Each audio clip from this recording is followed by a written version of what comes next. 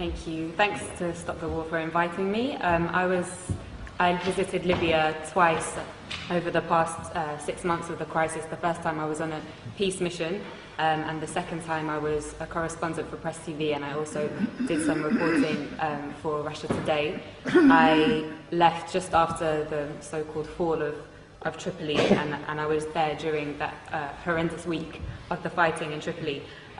Dan's I think really well contextualized how the war in Libya is a war on Africa, but I'd just like to add something. Dan mentioned how NATO have been targeting the over 100,000 soldiers in Libya, but there were also thousands of ordinary men and women. There were a lot of women who volunteered since the beginning of the crisis to defend their country, and they were armed by the government.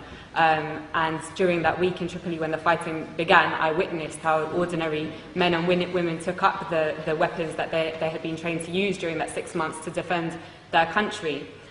So I'm going to, as a journalist, I'm going to talk a little bit about the role of the media, and this has been an incredible media war. Dan alluded strongly to the criminalization of the Libyan government and Gaddafi.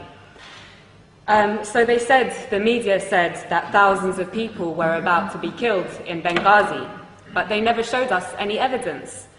They said that 6,000 people had been killed by the government.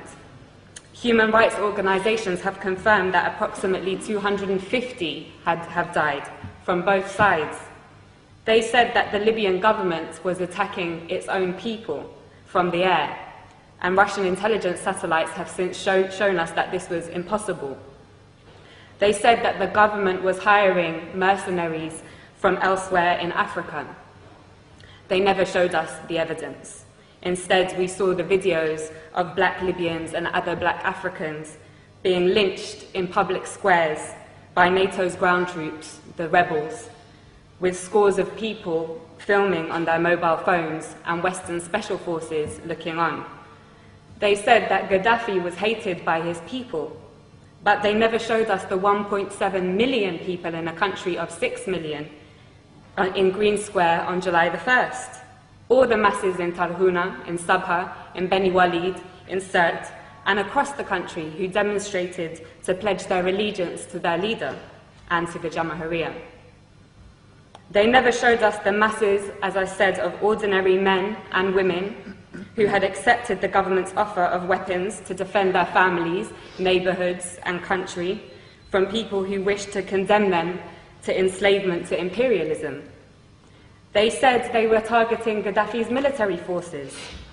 They ignored the 33 children, 32 women, and 20 men who I saw buried in the small and traditional port town of Majer in Zlitan in early August. They said on August 20th or the 21st that Tripoli fell without resistance. But they didn't tell us that in 12 hours alone, 1,300 people were massacred in that city and 900 were injured. They said that Tripoli